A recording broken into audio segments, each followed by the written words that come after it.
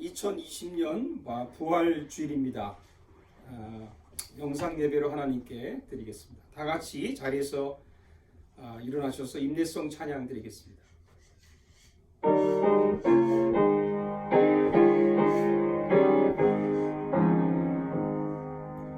예수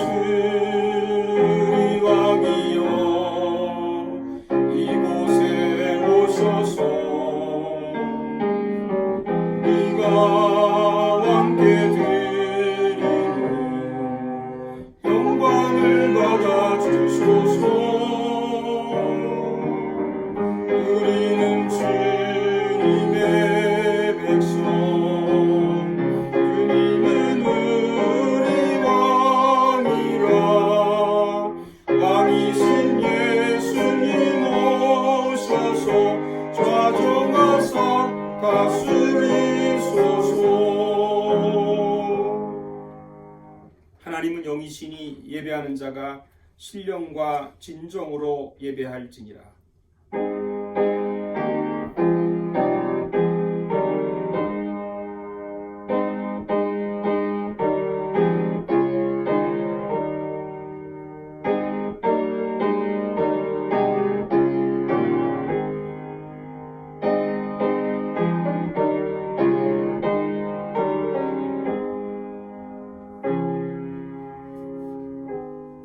그리스도께서 다시 살아나신 일이 없으면 너희의 믿음도 헛되고 너희가 여전히 죄 가운데 있을 것이요 또한 그리스도 안에서 잠자는 자도 망하였으리니 그러나 이제 그리스도께서 죽은 자 가운데서 다시 살아나사 잠자는 자들의 첫 열매가 되셨도다. 하나님 감사합니다. 오늘은 부활주일로 하나님께 경배하오니 비록 영상 예배지만 각 가정에서 마음을 모아서 하나님께 예배할 때에 이 예배에 오로지 하나님만 영광을 받으시옵소서. 존귀하신 예수님의 이름으로 기도하옵나이다. 아멘. 찬송가 161장 찬양 드리겠습니다.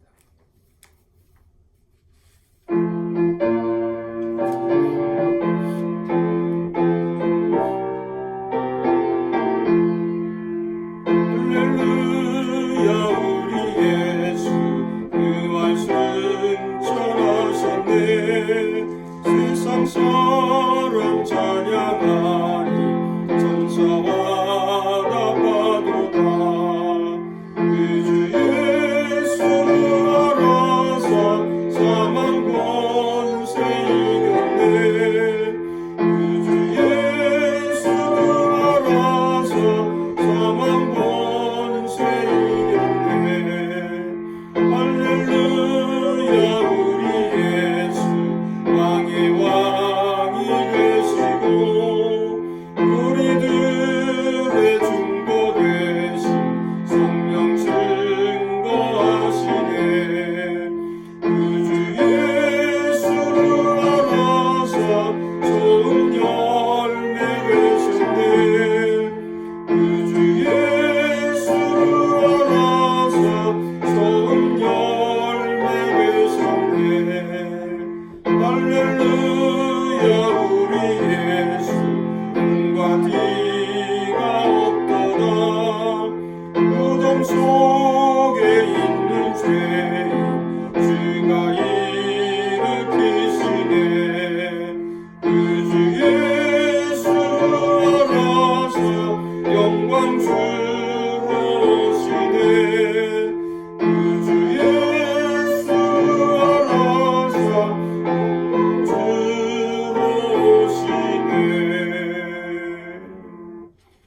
사도신경으로 신앙 고백 드리겠습니다.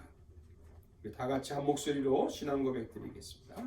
나는 전능하신 아버지 하나님 천지의 창조주를 믿습니다. 나는 그의 유일하신 아들 우리 주 예수 그리스도를 믿습니다.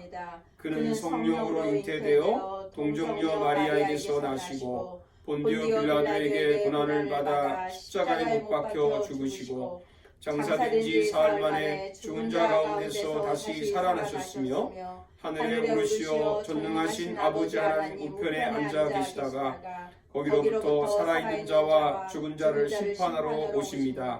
나는 성령을 믿으며 거룩한 공교회와 성도의 교제와 죄를 용서받는 것과 몸의 부활과 영생을 믿습니다. 아멘. 우리 찬송가 165장 다 같이 찬양하겠습니다.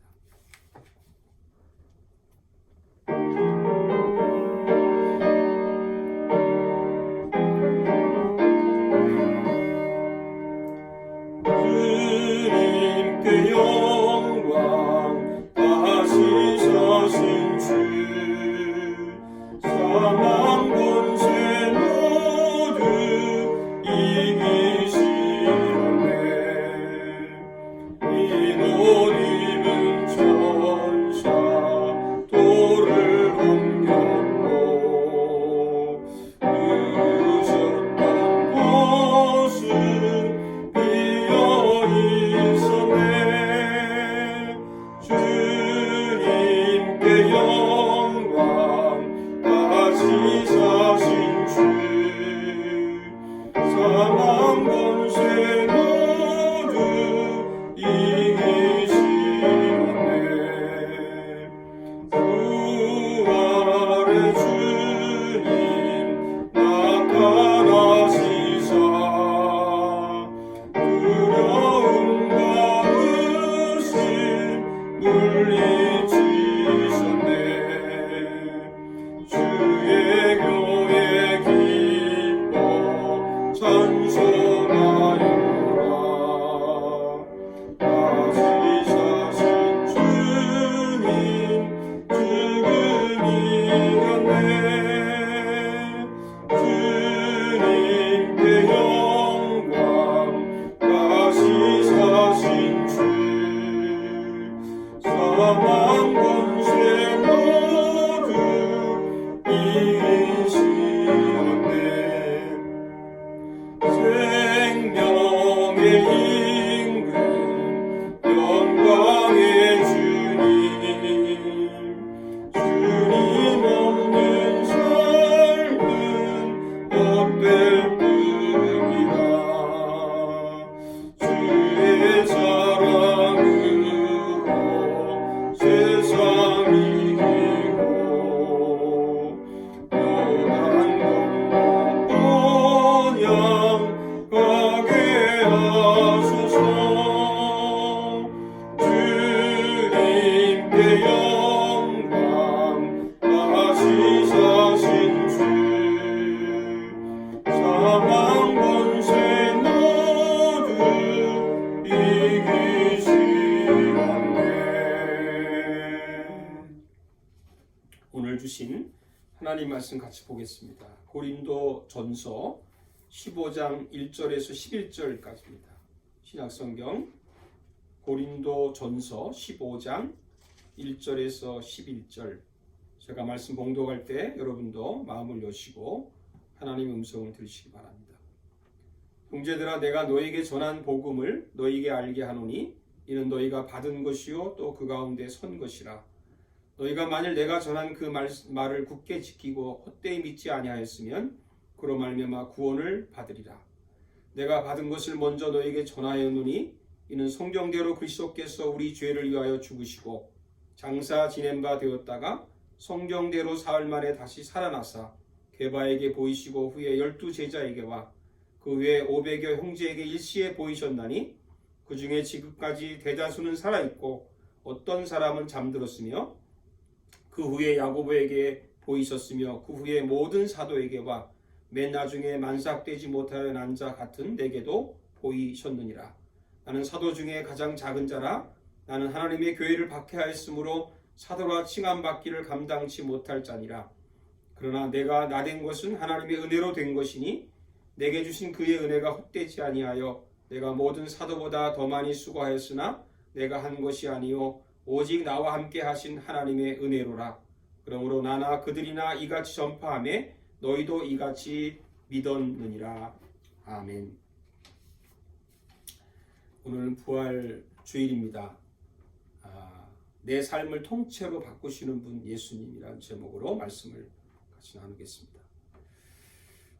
우리는 지금 코로나19로 고통분담을 하고 있는 이 모든 분들에게 다시 사신 예수님의 소망이 함께 하시기를 축복합니다. 한국에서 코로나가 시작되고 나서 얼마 후에 집단 감염이 발발됐는데 그 원인이 신천지 신자라고 밝혀졌습니다. 사실 그전에는 신천지를 잘 모르던 사람들도 신천지를 뉴스마다 듣게 됐습니다. 근데 그 뉴스를 보면서 다른 건 그만두고 이런 의문이 들었습니다. 어떻게 멀쩡한 사람들이 신천지 같은 사이비에 빠질 수 있었을까? 아니 어떻게 저런 거짓말을 믿고 자기 재산을 바치고 목숨을 걸고 교주 이만희에게 맹종할 수 있었을까? 근데 이런 궁금증과 함께 또 이런 반성을 하게 되고 이런 질문을 좀 던지게 됩니다. 나는 예수님을 믿은 지 그렇게 오래됐는데도 불구하고 왜 우리 예수님께 빠지지 않았을까? 나는 교회는 열심히 다니고 성경 공부도 하고 기도도 하고 예배도 드리는데 왜 예수님의 말씀을 잘 듣지 않을까? 여러분은 어떠신가요? 전염병과 기독교에 대한 자료를 좀 찾아보다가 로드니 스타크가 쓴 기독교의 발흥, 또 Rise of Christianity라고 하는 그 책의 부제를 발견했습니다.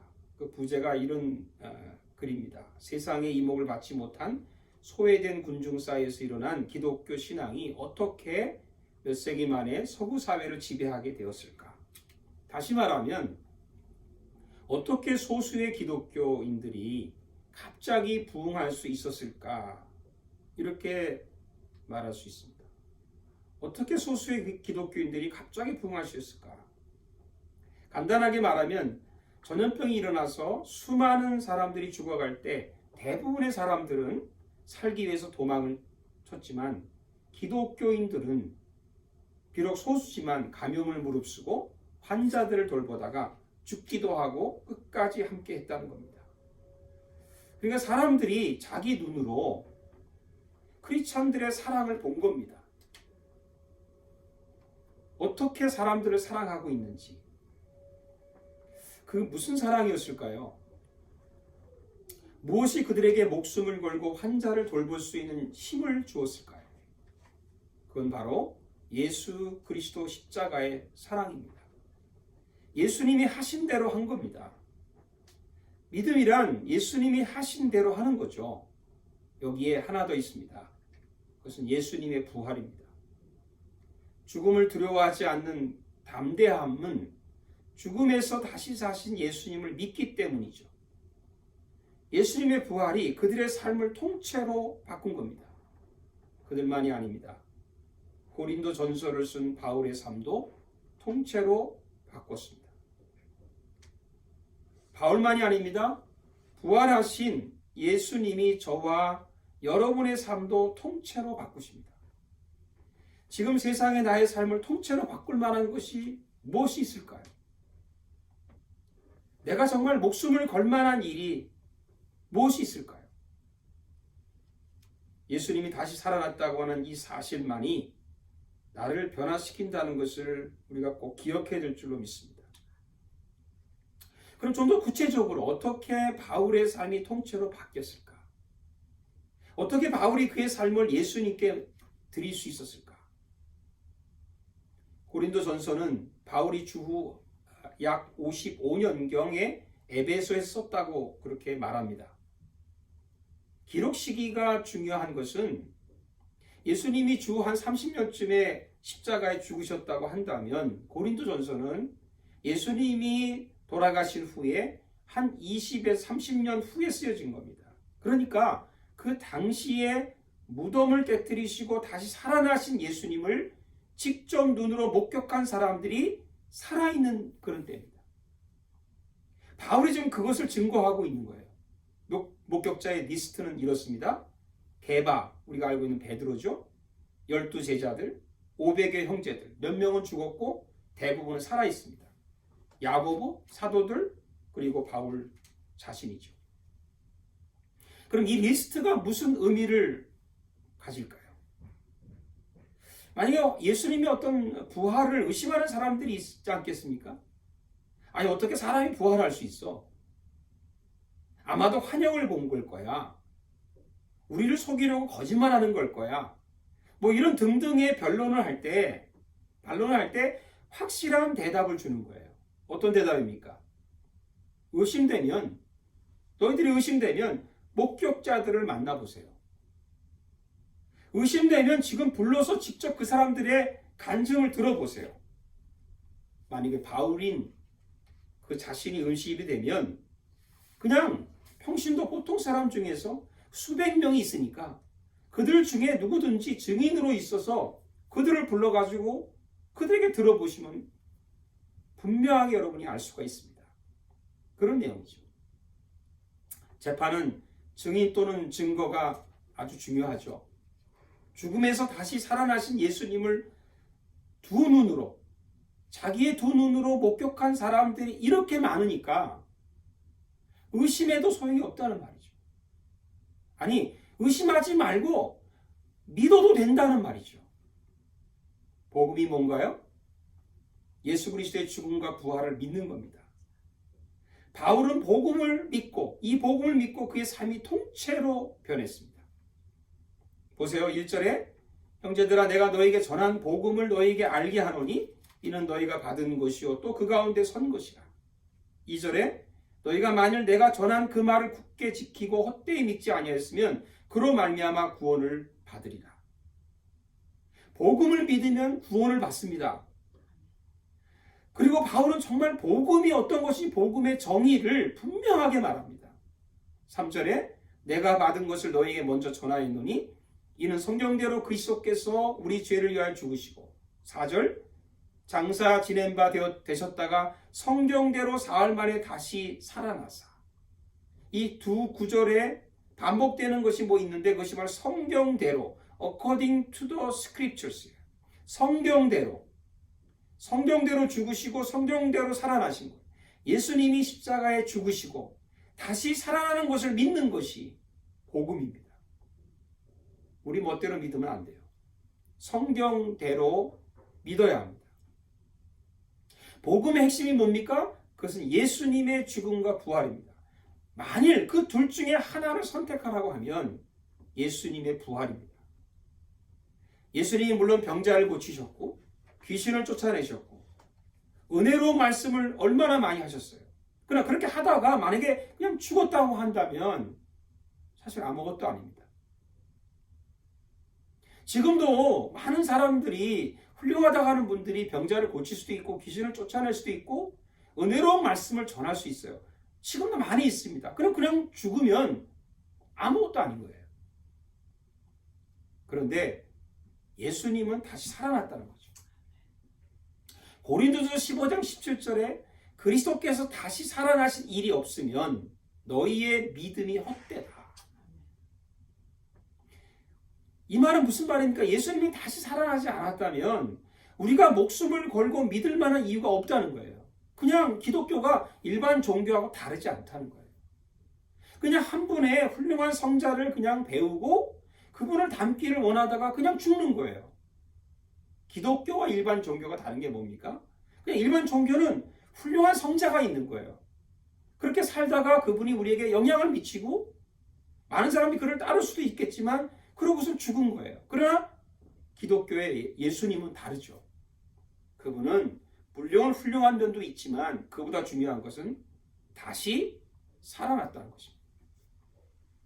그래서 부활이 너무너무 중요한 거예요.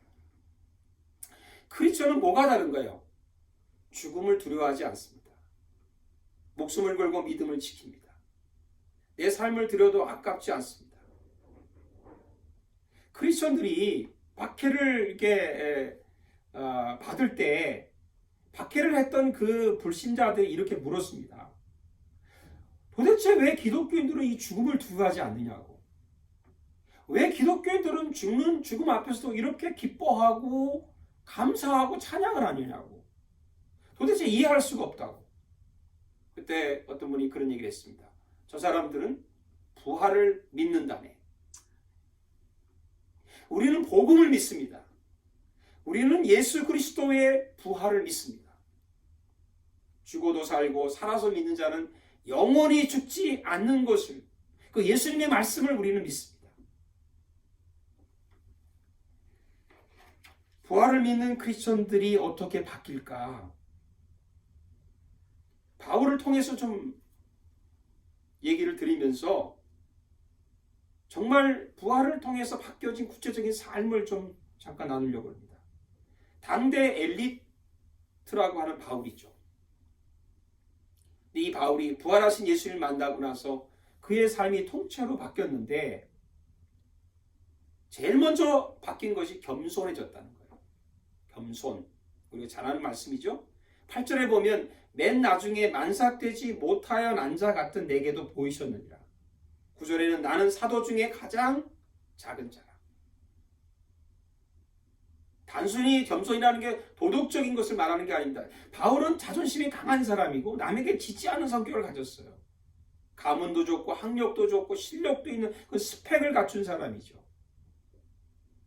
그런데 그런 사람이, 그렇게 대단했던 사람이 부활하신 예수님을 만나고 나서 자기 스스로 낮아진 거예요. 이건 정말 단순히 덕목이 아니라 그의 삶 자체가 예수님 앞에서 자기가 아무것도 아니라는 것을 깨달은 거죠. 그게 정말 부활하신 예수님을 만난 거 아닙니까? 사랑하는 여러분들, 예수님을 만나셨나요? 그러면 낮아져야 됩니다. 그 다음 바울은 참 솔직해졌어요. 9절에 보니까 나는 하나님의 교회를 박해하였으므로 사도라 칭함받기를 감당하지 못할 자니라. 누구나요? 자기의 과거의 죄를 밝히기를 꺼려합니다. 가능하면 어떻게 하면 좀 좋게 포장하려고 하죠. 그러나 바울은 다 보여줍니다. 우리가 정말 예수님을, 특히 부활하신 예수를 만나게 되면 내가 부끄러운 죄를 짓긴 했지만 그것이 부끄러운 죄가 부끄럽지 않게 돼요. 왜요? 용서를 받았기 때문입니다. 용서라는 게 뭡니까? 우리의 수치감, 우리의 어떤 죄책감을 극복하는 치유입니다. 용서를 받으면 그 모든 수치와 죄책감이 다 치유가 돼요. 그래서 진실해집니다. 다 보여줘도 부끄러워하지 않습니다. 내 과거가 남한테 다 들통이 나도 아무 상관이 없는 거예요. 주님께 용서를 받았기 때문에. 부활하신 예수님은 나의 죄를 씻으신 겁니다. 그 다음 바울은 정말 중요한 것인데 은혜로 살게 됐어요. 은혜로 삽니다. 10절의 말씀 있죠? 그러나 내가 나 된 것은 하나님의 은혜로 된 것이니 내게 주신 그의 은혜가 헛되지 아니하여 내가 모든 사도보다 더 많이 수고하였으나 내가 한 것이 아니요 오직 나와 함께 하신 하나님의 은혜로라. 부활하신 예수님을 나를 은혜로 살게 하십니다. 바울도 부활하신 예수님이 자기를 은혜로 살게 했다고 고백하는 거죠. 아무리 많이 봉사해도 그냥 하나님께 감사하고 사는 거예요. 아무리 많이 들었어도 그냥 하나님께 영광이 되는 거죠. 우리가 알고 보면 다 하나님의 은혜 아닌가요? 내 삶을 통째로 바꾸신 부활하신 예수님, 그 예수님과 함께 우리가 매일매일 감사하며 주님께 영광을 돌리며 기뻐하며 사는 저와 여러분 되시기를 주의 이름으로 축복합니다. 기도드리겠습니다. 생명을 주관하시는 하나님, 코로나 바이러스의 재난 가운데서도 여전히 이 땅을 다스리시는 아버지를 찬양합니다. 자연재해나 전염병이 있을 때마다 저희들의 인간의 한계를 절실하게 깨닫게 됩니다. 우리가 아무것도 아니라고 하는 것을, 불평하기 전에 청지기의 사명을 다하지 못한 우리의 허물을 참회하오니 용서하시고 속히 이 땅을 회복시켜 주옵소서. 예수 그리스도의 이름으로 기도드립니다. 아멘. 우리 이 시간에는 부활주의를 맞이해서 부활주일 감사 예물과 하나님께 예물을 봉헌해 드리겠습니다.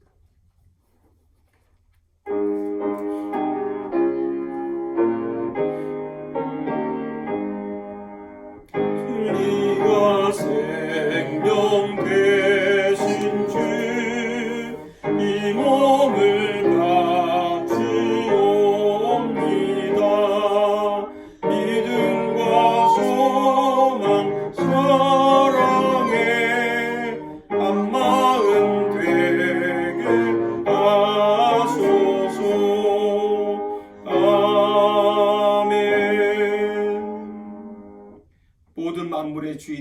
하나님, 고난 중에서도 하나님의 것을 하나님의 것으로 드립니다.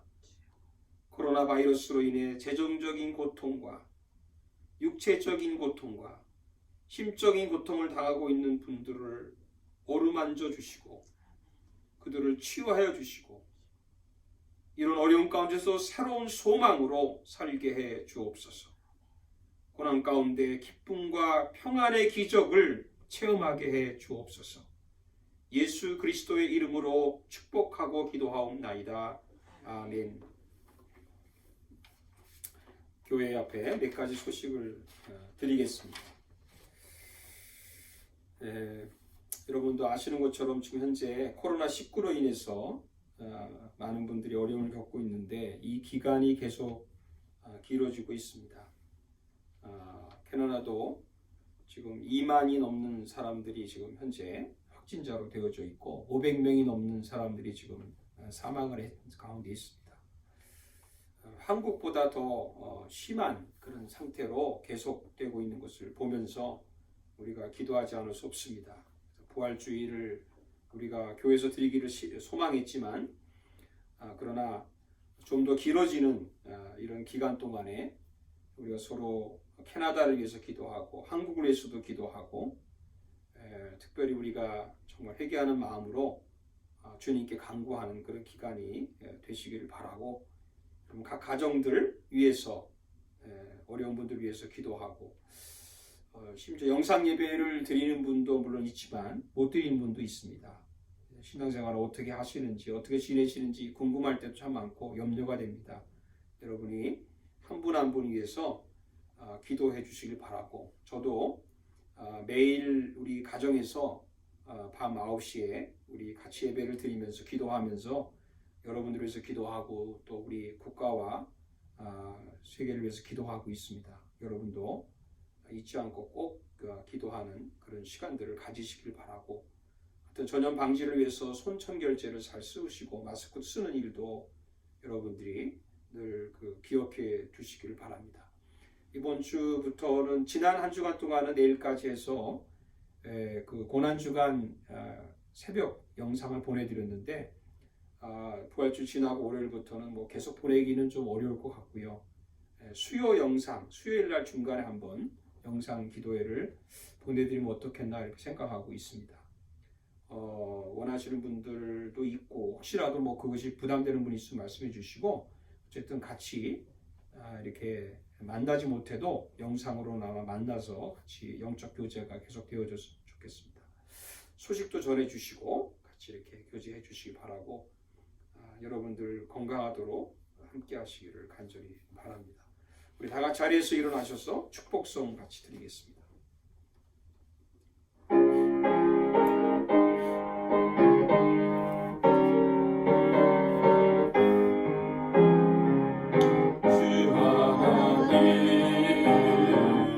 독생자 예수 날 위하여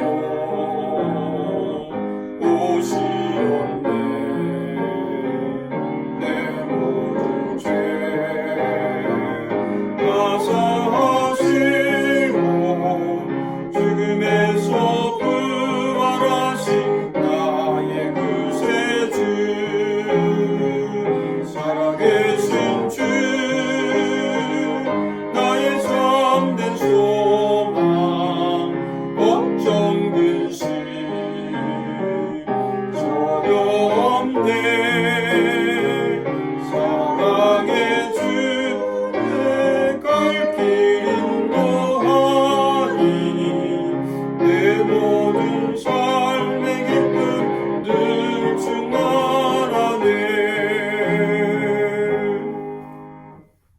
이제는 우리 주 예수 그리스도의 은혜와 우리 하나님 아버지의 큰 사랑과 성령의 교통하심이 부활주의를 맞이해서 교회는 나오지 못했지만 각 가정에서 제단을 쌓으며 하나님 앞에 또 예배드리는 우리 모든 양문 가족들과 우리가 또 같이 있지 못하지만 처소에 어디 있든지 있는 우리 모든 우리 사랑하는 가족들 그리고 우리 조국 대한민국과 그리고 이 캐나다 위에 그리고 지금 수많은 나라들에서 고통받고 있는 그런 모든 분들 위에, 선교사님들의 사역 위에 이제로부터 영원토록 함께 하시기를 간절히 축원하옵나이다. 아멘.